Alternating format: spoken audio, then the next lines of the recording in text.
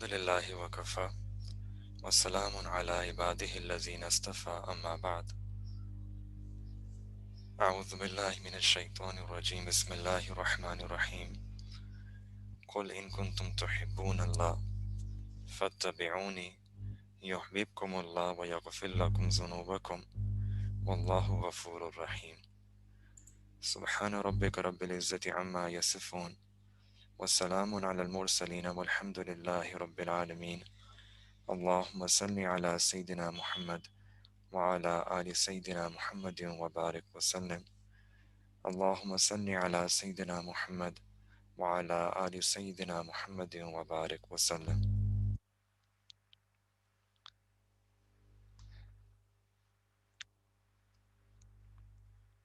The next quality which makes a person beloved in the eyes of Allah subhanahu wa ta'ala is following the Sunnah of Rasulullah sallallahu alaihi wasallam. And in this month of Ramadan, when we reflect on our relationship with Allah subhanahu wa ta'ala, we should also try to reflect on our relationship with the Prophet sallallahu alaihi wasallam. Allah subhanahu wa ta'ala has used such a beautiful word in the Quran to explain the Prophet sallallahu alaihi wasallam. That word Allah subhanahu wa ta'ala uses is uswa. لَقَدْ كَانَ لَكُمْ فِي رَسُولِ اللَّهِ أُسْوَةٌ حَسَنَةٌ. That there is in the Messenger of Allah sallallahu alaihi wasallam an excellent pattern for you, a beautiful model for you, a beautiful role model for all of you. لِمَنْ كَانَ يَرْجُو اللَّهَ وَالْيَوْمَ الْآخِرَ وَذَكَرَ اللَّهَ كَثِيرًا. That the Prophet ﷺ is supposed to be our ideal, our role model. We're supposed to emulate the Prophet ﷺ. And we don't realize how deeply Allah subhanahu wa ta'ala wants us to be engaged with the Sunnah. We view Sunnah as something which is optional, as something which is not necessary. But look at the Quran, that when a person they follow the Sunnah of the Prophet ﷺ, they become the beloved of Allah subhanahu wa ta'ala. And the Sunnah is very beautiful. Allah says that we have placed all of beauty inside the Sunnah. And we should ask ourselves this question, that do I view the Sunnah as beautiful, or do I have my own sense of beauty? Do I view the external Sunnahs of the Prophet as beautiful, or do I view other things as beautiful? And there's an usul or principle that the ulama mention that all of us should remember, that all of beauty in this world has been placed inside the Prophet. Like a master, there's an architect, right? There's an expert, a specialist. You want to see his work, he says that this is my masterpiece creation, this XYZ place that I've built. And this represents all my skill as an architect. This is my best work, my masterpiece. And similarly, Allah subhanahu wa ta'ala has said that if you want to know who I love, if you want to know how a human being can be perfect, you should look at my Nabi sallallahu. And the most, these days we study about science and cosmos and galaxy and atoms and orbits.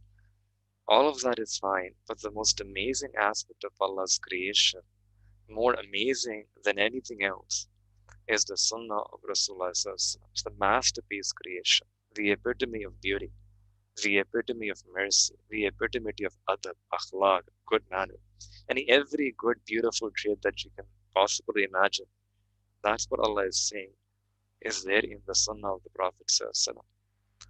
And then Allah also mentions in the second part of the ayah that who will find this Sunnah attractive? That person, not every single person, but that person who yearns to meet Allah in Akhirah, who yearns to meet Allah subhanahu wa ta'ala, yearns for the Akhirah, وَذَكَرَ اللَّهَ كَثِيرًا, and that person who remembers Allah subhanahu wa ta'ala abundantly. So the more a person remembers Allah, the more they recognize the Sunnah is beautiful. And one of the greatest blessings of following the Sunnah is that a person, they become the beloved of Allah subhanahu wa ta'ala. So in this ayat, Allah subhanahu wa ta'ala mentions that, actually we can understand this in a different way as well, that when a husband and wife, when they get married, a man and a woman, when they get married, so the wife, she dresses up and she is wearing the most beautiful clothing, the most beautiful jewelry, and she adorns herself, beautifies herself in such a way, thinking that if I adorn myself, if I put this ring, my necklace, that part will become beloved in the eyes of my husband. Exactly in the same way, when a person they don't beautify themselves with the Sunnah of Rasulullah Sallallahu, then that part becomes beautiful, beloved to Allah subhanahu wa ta'ala. If we can adorn our eyes with the Sunnah, we can adorn our tongue with the Sunnah, that we don't backbite, we don't slander. We adorn our limbs with the Sunnah, we use them according to the Sunnah. So just like that wife, she becomes beloved in the eyes of her husband. In the same way, this person, this servant, he also becomes beloved to Allah subhanahu wa ta'ala.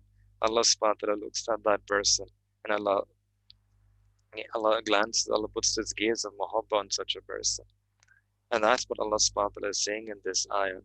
That Kul, O my beloved Messenger sallam, say to the people, In kuntum tuhibbun Allah. That if they claim to love, if they claim to love Allah, if you claim to love Allah subhanahu wa ta'ala, if you want to be the lover of Allah, then fattabi'uni. Allah subhanahu wa ta'ala is redirecting us, saying that okay, do follow the sunnah, do ittiba of the sunnah of Rasulullah sallallahu. And if a person does this ittiba of Rasulullah sallallahu, then what happens? What's the result? Yuhibbukumullah, then Allah subhanahu wa ta'ala will love that person. وَيَغْفِرْ لَكُمْ ذُنُوبَكُمْ, and Allah will forgive all the sins of that person. And this verse is teaching us that by following the Prophet ﷺ, we can become the mahbub of Allah, the beloved of Allah. And that person, the more sunnah the person follows and emulate, the more beloved they will become in the sight of Allah. And we should think about the sunnah like that every sunnah has a level of mahbubiyat attached to it, can make us beloved, more and more beloved. And all of us, we witness this, that when you have muhabbat for someone, then you can't say no to that person, right? Husband-wife relationship, when there is a muhabba, one person cannot say no to their spouse. A parent-child relationship, when the parents have muhabbat for their son, for their daughter, they can't say no to their son or daughter. It's just this muhabbat is a relationship, it's a taluk like that you can't say no. So in the same way, like a father cannot say no, and a husband cannot say no, in the same way that person who has sunnah, who follows the sunnah, becomes so beloved to Allah subhanahu wa ta'ala that Allah subhanahu wa ta'ala doesn't say no to that person. That person raises his hands to make dua and Allah ta'ala accepts the du'as. That person becomes mustajabud da'wat. So we should never underestimate the sunnah, and we can never overestimate the sunnah. The more sunnah we have in our life, the more beloved we will become in the sight of Allah. Every single aspect of the sunnah will bring us closer, make us more beloved to Allah. And Imam Rabbani, Hazrat Mujaddid al-Faisani, he, in one of his lectures, he mentions that this is one of the shortcut ways to becoming the beloved of Allah. And we are living in a zamana, in a time when we want these shortcuts in our deen.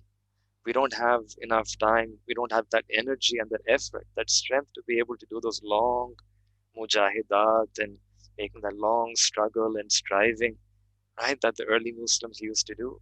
We are very weak. So we are searching for shortcuts, right?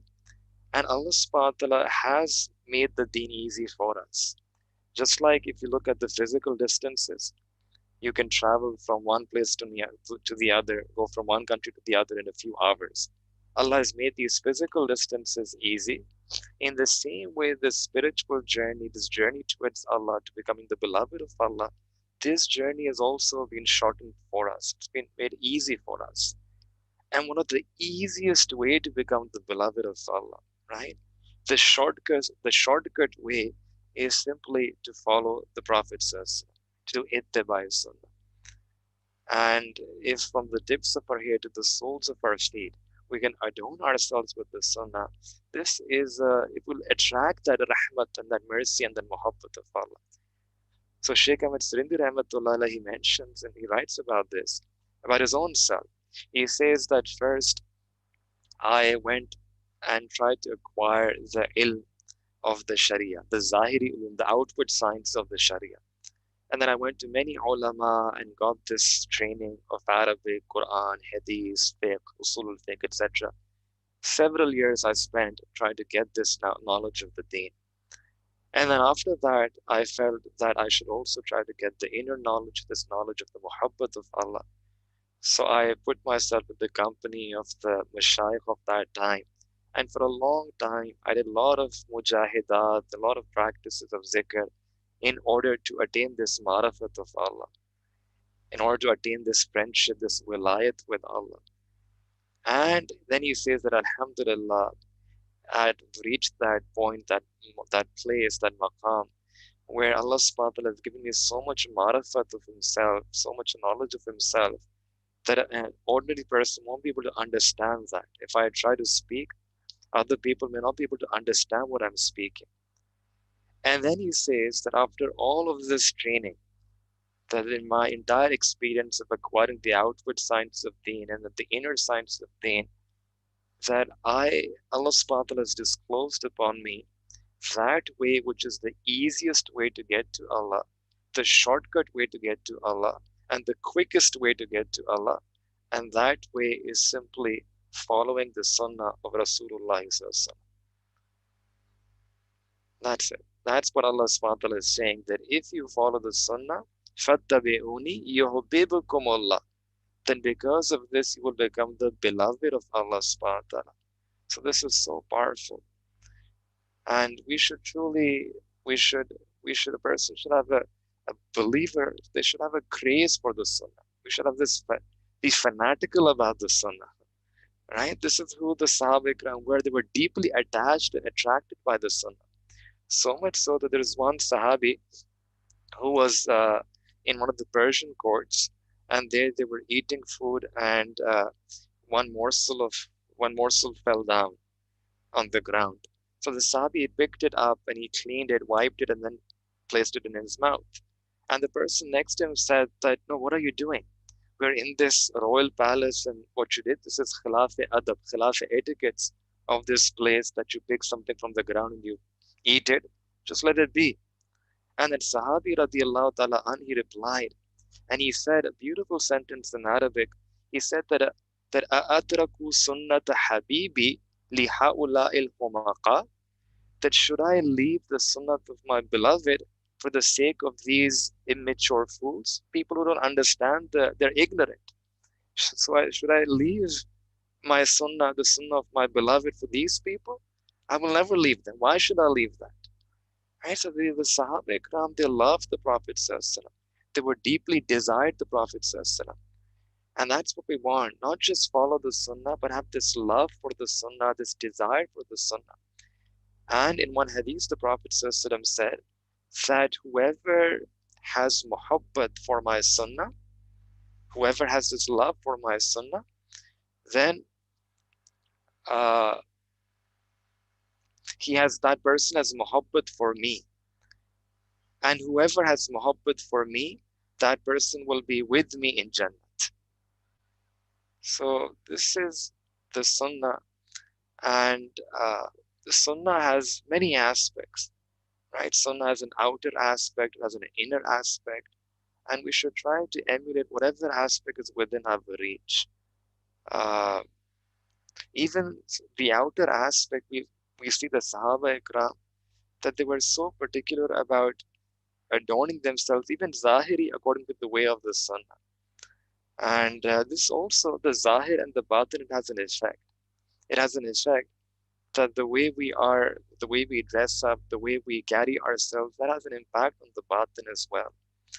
And we see this, in fact, in the Sunnah of the Prophet ﷺ, that those people who follow the way of the Prophet ﷺ, then Allah subhanahu wa ta'ala has this khususi fazl and taluk with them, khususi karam with them. And many times a person is able to attain very high maqamat and rank in the sight of Allah, just by imitating the Sunnah. So very famous story, that at the time of Ghazwa Hunain, and the Prophet ﷺ he pitched his tents at a particular place in that battle, and he called Sayyidina Bilal radiallahu ta'ala an and asked him to give azan. And then nearby there was a community of people who were not yet believers at that time, and there was a tribe there, and some children were playing. Children from that tribe were playing nearby. And when they heard the azan being called by Sayyidina Bilal radiallahu ta'ala an, so they started imitating that azan. And the Prophet, when he saw those kids, he called them. And those kids became a bit scared, they ran away. But one of them, by the name of Hazrat Abu Mahzura radiallahu an, was a sort of a young boy at that time, not a Muslim. He he felt that, no, why should I run away? So he just stood his ground, and the Prophet called him, asked him, said, what were you doing? And he said that we were reciting these kalimat of Bilal radiallahu an. So the Prophet asked him that, how were you reciting? How were you imitating those kalimat? So that young boy, Hazrat Abu Mahdura radiallahu an, he started just imitating those words. And he said, Allahu Akbar, Allahu Akbar, Allahu Akbar, Allahu Akbar, Ashhadu an la ilaha illallah, Ashhadu an la ilaha illallah, Ashhadu anna Muhammadar Rasulullah, Ashhadu anna Muhammadar Rasulullah. When he said this, the Prophet said that, okay, now you can go. And that young boy, he said that, Ya Rasulullah, now where can I go? Now where can I go? I will only go where you are going. I'll go with you. Yani, I've recited your kalama, now I'll go with you.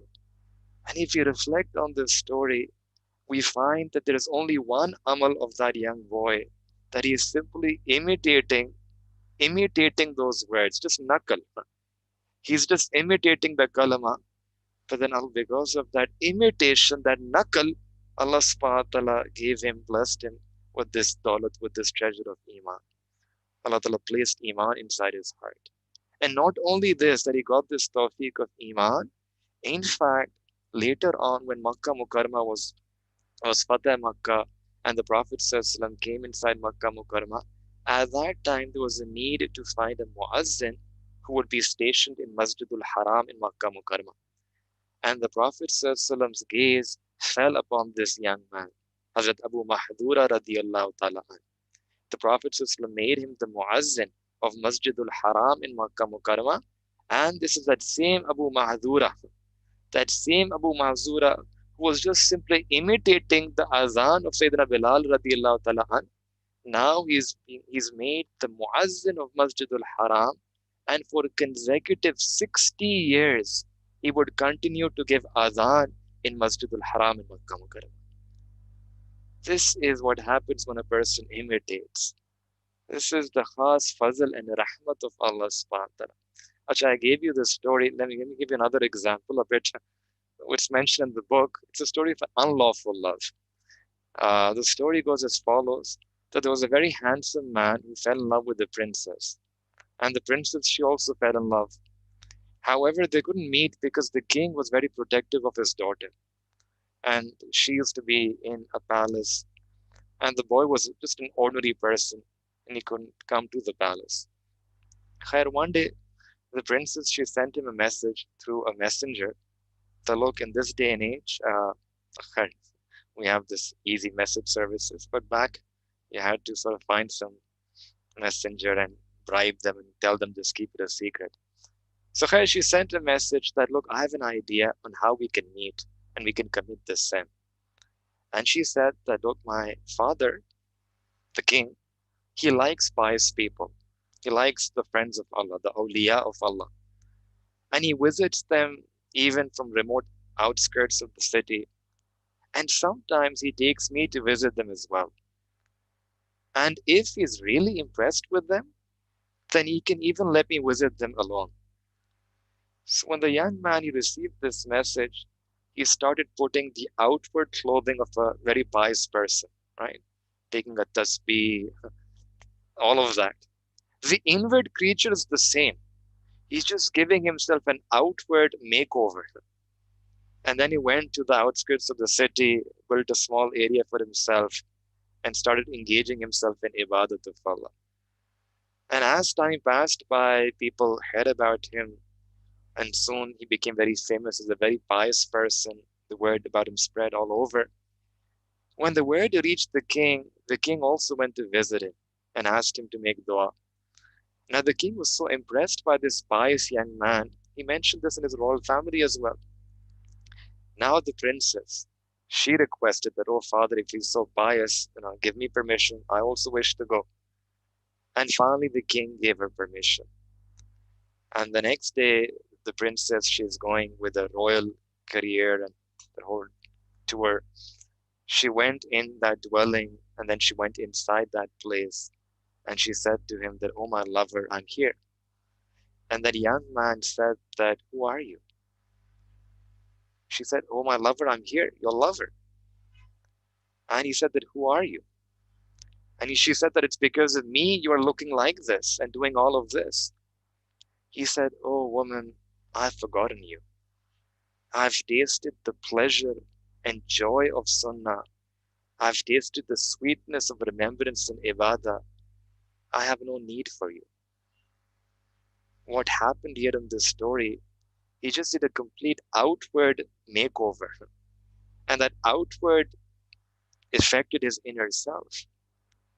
Now, if you think about this, if a person takes up the Sunnah of Rasulullah sallallahu alaihi wasallam, not due to some wrong intention, but the true intention that we're becoming a seeker on this path of attaining the pleasure of Allah subhanahu wa ta'ala, trying to get closer to Allah, then imagine how much effect this Sunnah will have on them. They will start acting like the Sunnah, talking like the Sunnah. They will behave like the Sunnah. It means that they will start behaving like the Prophet sallallahu Allahu Akbar. So Sunnah is, it's like the sky. Our Mashaykh, they explain that it means that whenever you walk the earth, you can always look up, you can see the sky. And that's what the Sunnah is. It's always there for us. It's always there. It's always willing to guide us. So we should try in this Ramadan to increase in our level of Sunnah, whatever level, whether it's the outer level, the inward level, or both of them. We should try to feel the Sunnah feelings of the Prophet ﷺ. Try to feel in your heart the way the Prophet ﷺ felt, the love for Allah, to get that Sunnah sabr, shukr, tawakkul, the love for Allah, the Sunnah character, the Sunnah adab, the Sunnah akhlaq. It's so beautiful that every single thing about the Prophet ﷺ has been preserved. Right? The way the Prophet ﷺ used to walk, how he smiled, right? How he dealt with those who were under him, under his care. Right? These things are there. Right? These things are there. And once one of our teachers explained this in a very beautiful way and said that there was once this young boy who used to walk towards school. And on his way to school, there would always be an elderly lady who would come out, and sometimes she would give him some candy or sometimes some pocket money. Sometimes she would kiss him on the cheek. Right? So one day the little boy, he asked that, oh auntie, why is that you show me so much love? And she replied that, I had a son who looked just like you. And he passed away in an accident. But now every time I look at you, I also feel that motherly love. And maybe the same thing can happen with us on the day of Qiyamah. That if a person will show up, maybe we have some sins in our heart, we have some sins in our book of deeds, but Allah will look at us and say that, look, this person was trying their best to be like the Prophet says, to be like the beloved of Allah. And Allah Ta'ala may just take a look at that. And just like that mother, when she's taking a look at that young boy who resembled her own son, Allah subhanahu wa ta'ala is more merciful than any mother. All the mothers combined, all the mothers, the love that they have for their children, all of that combined, Allah loves us even more than that. So perhaps Allah subhanahu wa ta'ala can also look at us on that day and say that I love you also, and that will be sufficient. And His Sunnah is that brand which Allah loves. Sunnah is that brand which Allah loves. And just like you can spot your brand from far away, like Nike or Adidas, right? Allah Ta'ala can also spot this brand of Sunnah. This is the Makbul brand. That amal that we do, which is according to the Sunnah, that will be accepted by Allah. That's why our scholars have written that if a person they use the restroom according to the Sunnah way, using the restroom according to the Sunnah way, that can become rewarding for an individual. Sleeping with the niyat of Kailula can become more rewarding than spending the entire night in Nafil ibadah. Why? Because sleeping in the Kailula way, sleeping as Kailula, that is Sunnat. And spending the entire night in Nafil ibadah is Nafil. Sunnat is higher than Nafil. So Sunnat, even sleeping can become rewarding. Even eating can become rewarding. This is something which can easily be done, right? This is something which can easily be done. Right? When we pray our salah, there is this one person is called the Imam, and we are following that Imam, right? In the same way, the Prophet ﷺ is the Imam of our entire life. And if we do everything according to the Sunnah of the Prophet ﷺ, then Allah subhanahu wa ta'ala will accept our entire life.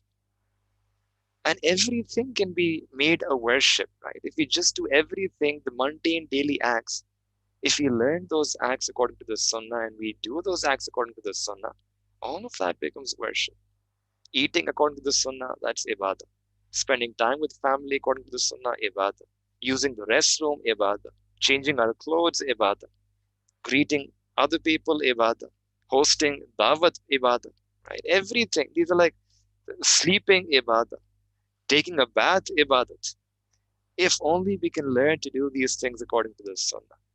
About 80, about 85% of our daily life will become according to the Sunnah, which means that about 85% of the day Allah subhanahu wa ta'ala will be looking at us with this gaze of muhabbat. Something which is doable. It's possible. There's so many things like that we are doing daily, on a daily basis. We eat 3 times every day. If we learn the sunnah way of eating, that eating activity becomes ibadat. So we should internalize these sunnahs. And we, the Prophet was very close to all of us. These are the sunnah of that Nabi, of that Prophet, of that Rasul of Allah subhanahu wa ta'ala, Sayyidina Rasulullah sallallahu alayhi wasallam, who was very close to all of us. The Prophet had so much fikr for every single ummati of his. The Prophet didn't meet you, right? He didn't meet us, he didn't know us, but he still had so much concern and fikr for us. And I'll just mention, if you want to know what is qadardani, then see how the Prophet did qadardani for his ummah, how much concern he had for all of us, for me and you. It's the limit of qadardani anyone has done for anyone, and we should feel it personally. So I just want to mention 1 or 2 stories before I end. The first example is that of Miraj. When the Prophet was blessed with Miraj, it's a long story. The Prophet he said that Jibreel alayhi salam, he took the Prophet with him, and then they went up to they ascended the sky, the heavens, the first heaven, second heaven, third heaven, fourth, fifth, sixth, seventh, all the way up. And then the angel stopped and said that now you have to go on your own. And then the Prophet went all the way, past everything, and then finally came in the presence of Allah subhanahu wa ta'ala. And at that time, Ubudiyat became Ghalib. The Prophet went in sajda. And in that, this was the most incredible sajda in the history of the universe. The Prophet in the presence of Allah subhanahu wa ta'ala, Ubudiyah becoming Ghalib and doing sajda before Allah. And incredibly, the words of praise that the Prophet used in that sajda, those words are something which we recite in our salah. What are those words? In sajda, the Prophet said, At-tahiyatu lillahi was-salawatu وَالطَّيِّبَاتِ. Yani all different types of praises belongs to you, Ya Allah. The bodily praise, material praise, every kind of all pure praises belongs to you, Ya Allah. That's the loose translation of At-Tahiyatu Lillahi was-salawatu wat-tayyibat. And when the Prophet ﷺ praised Allah subhanahu wa ta'ala in such a beautiful way, then the response came from Allah subhanahu wa ta'ala's side. And Allah ta'ala said, Salam. Assalamu alayka ayyuhan nabiyyu wa rahmatullahi wa barakatuh. That, oh my beloved Nabi, salamti on you, peace be on you, and my rahmati be on you, and my barakat be on you. And then at that moment, the Prophet ﷺ remembered his ummati, remembered his ummah, remembered me and you. And the Prophet ﷺ, he replied, he said, Assalamu alayna wa ala ibadullahi salihin. The Prophet ﷺ wanted to include us in that special moment. Imagine this is the most amazing moment of his life, the life of the Prophet ﷺ. When the Prophet ﷺ is receiving this salam in sajda and receiving this salam and barakat and rahmat from Allah subhanahu wa ta'ala directly. But in that moment, the Prophet ﷺ is thinking about me and you. The Prophet ﷺ wanted us to also be a part of that gathering. The Prophet ﷺ felt that Allah subhanahu wa ta'ala is being so merciful and generous upon me. I want to include my ummah also, so that Allah ta'ala can also shower that same mercy upon my ummah as well. And that's why the words that the Prophet ﷺ uses at that time. Assalamu alayna, this alayna, that Allah sends salamati on all of us, this ummah, me and you.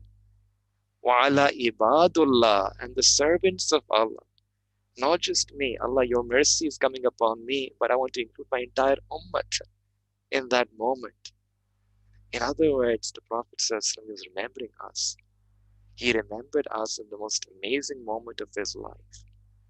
And then the angels, it comes, they weren't in that gathering, but they could sort of behind the door trying to just trying to listen to what kind of conversation is happening. And when they heard this, that the Prophet ﷺ included his ummah in that special, in that most amazing moment, asking Allah subhanahu wa ta'ala to send salamati on his ummah, the angels, they couldn't control. And they replied, they said, Assalamu alayna wa ala ibadullahi salihin. They testified, Ashhadu an la ilaha illallah. We testify to the wahdaniyat of Allah. Wa ashhadu anna Muhammadan abduhu wa rasuluh. And we testify that truly the Prophet ﷺ is the servant and the Rasul, the messenger of Allah subhanahu wa ta'ala. Such a beautiful Nabi, such a beloved Nabi. Such a Nabi was so much concerned for us that the Prophet ﷺ is remembering us in the most amazing moments of his life. And still sometimes we forget him in our life. The angels are making dua and we don't realize this. We are born in this ummah. Next step is we should try to make our heart an ummati, become ummati by choice. The Prophet says, this is what we say, right? That it's a fair deal. Like in Quran, Allah Ta'ala mentions that the Prophet says, was harisun alaykum, right? And one way to just understand how much the Prophet loved us, Allah subhanahu wa ta'ala is saying that harisun alaykum, he's describing the Prophet that he is deeply haris and desires you so much. Bil mu'minina ra'ufur rahim, he's soft and kind and gentle with the mu'minin. This is love, right? So the Arabs, they say that the lover, they obey and follows whom he loves. So one way we can work on ourselves in Ramadan is to make this dua and keep making this dua over and over again to Allah subhanahu wa ta'ala at the time of Sahri, at the time of Iftar, and every night. That, Ya Allah, make me like the Prophet sallallahu alaihi wasallam. Make me the true ummati of the truest Nabi sallallahu alaihi wasallam. Make me an ummati as good as a Nabi he was to us. And this is called justice, right? This is called balance. Allah, make me as good a follower of the Prophet as good a prophet he was to me. And the Prophet was the best of prophets. The best of prophets. The Prophet is the life of the Prophet is the greatest form of hidayah that we have. So we make dua to Allah subhanahu wa ta'ala that may Allah subhanahu wa ta'ala enable all of us to bring these sunnah feelings in our heart. And we are passing this month, the month of Ramadan, and this time for iftar is also a time when the Prophet said that if a person makes dua, their duas are accepted. So we can make this dua that, Ya Allah, you have brought us to this time, you have brought us to this ibadah of fasting. And Allah, we ask you that you put this in our heart, a desire to love every sunnah. Just like we have a love for this sunnah, right? To make dua before iftar because we like this, right? Allah, we have love for this sunnah. We follow this sunnah. Allah, we ask you that at this time, put in our hearts a desire to love and follow every sunnah of the Prophet. So much so that we can make sacrifices to do that amal. We can follow that sunnah. And there is a hadith, Sayyidina Abu Hurairah radiallahu ta'ala anhu says, which applies to our zamana, the zamana that we are living in, that man tamassaka bi sunnati inda fasadi ummati.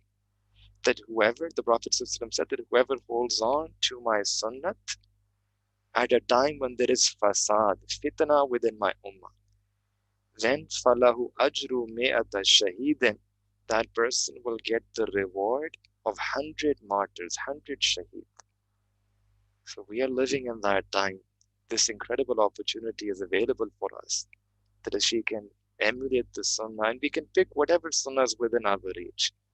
For some of us, we can try with the outward sunnahs. We can try to eat the sunnah way, dress the sunnah way, sleep the sunnah way. Then we can take it to a second level, try to have the akhlaq of the Prophet ﷺ, have forbearance in our character, forgiveness, be a source of mercy, be merciful to other people, to overlook the mistakes of other people. Many people today, we have the sunnat of the libas, but don't have the sunnat of akhlaq. We don't have the sunnat of adab. So that's another thing we can work on. And then we should try to make dua to Allah subhanahu wa ta'ala that Allah, just give me the complete package, zahiran wa batin. So inshallah, when a person follows the sunnah, a lot of things will become okay, right? People say that we have problems with lust, with anger, with greed. One step solution is just increase your level of sunnah. That's the best way to purify ourselves. If we increase our sunnah, Allah Ta'ala will increase our taqwa, Allah will increase our reliance on Him, Allah will increase our sabr, Allah will increase our haya. We just need to keep increasing our level of sunnah. So we make dua to Allah subhanahu wa ta'ala that may Allah subhanahu wa ta'ala enable all of us that we can do amal on this, we can do ittibai sunnah, and may Allah subhanahu wa ta'ala make us such who can live a life according to the pleasures of Allah and the teachings of Rasulullah sallallahu alaihi wasallam. May Allah ta'ala make us moment in the truest sense of that word. Wa akhiru da'wana alhamdulillahi rabbil alamin.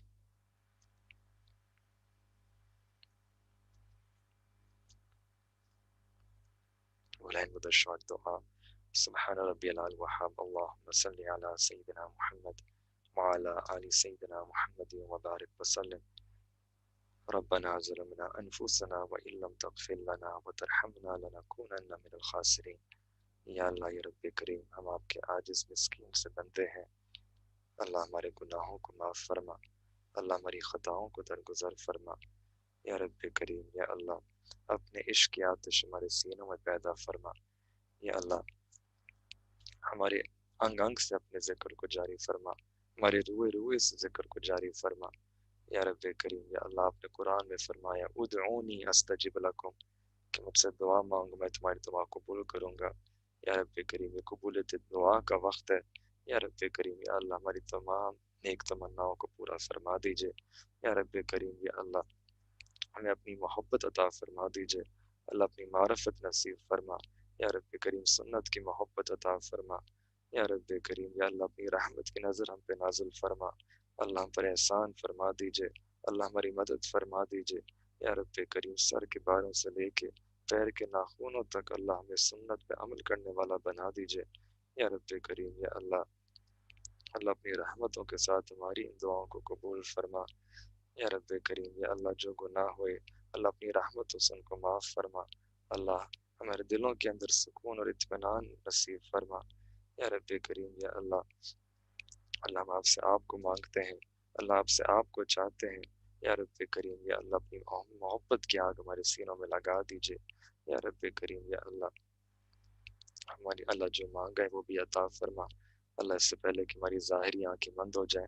اللہ، ہماری من کی آنکھوں کو کھولنے کی توفیق عطا فرما اللہ، اس سے پہلے کہ لوگ ہمیں کلمہ پڑھائیں اللہ، ہمیں اپنے اختیار سے کلمہ پڑھنے کی توفیق عطا فرما اللہ، اس سے پہلے کہ ہماری نماز جنازہ پڑھی جائے اللہ، ہمیں نماز کی حضوری عطا فرما اللہ، اس سے پہلے کہ ہمیں غسل دیا جائے اللہ، ہمیں غسل توبہ کی توفیق عطا فرما اللہ، اس سے پہلے کہ ہمیں کفن پہنایا جائے اللہ، ہمیں تقوی کے لباس پہننے کی توفیق عطا فرما اللہ، اس سے پہلے کہ آپ کے سامنے حاضری ہو پیشی ہو اللہ، ہمیں اپنی بارگاہ میں قبولیت عطا فرما یا رب کریم، قبولیت نصیب فرما اللہ، ہمیں قبولیت والی زندگی عطا فرما یا رب کریم، علم کے بعد جہالت کے کاموں سے ہماری حفاظت فرما اللہ، سیدھا راستہ ملنے کے بعد بھٹکنے سے ہماری حفاظت فرما یا رب کریم، نور کے بعد ظلمتوں سے ہماری حفاظت فرما یا رب کریم یا اللہ، اپنی محبتوں کے بعد اللہ، اپنے قرب کے بعد اللہ، فاصلوں سے ہماری حفاظت فرما، دوری سے ہماری حفاظت فرما یا رب کریم یا اللہ، اللہ بڑی امیدوں کے ساتھ اللہ اس مہینے کے اندر آئے ہیں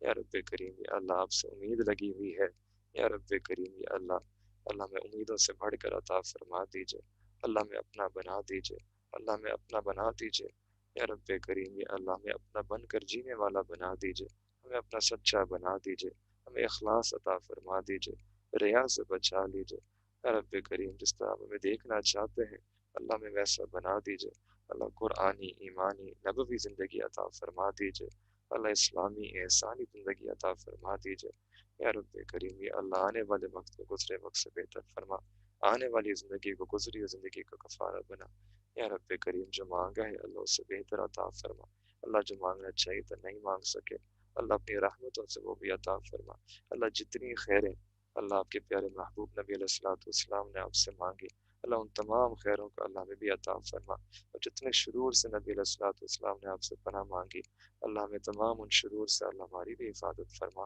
ربنا تقبل منا انك انت السميع العليم وتب علينا انك انت التواب الرحيم صلى الله تعالى على حبيبه خير خلق محمد وعلى اله وصحبه اجمعين برحمتك يا ارحم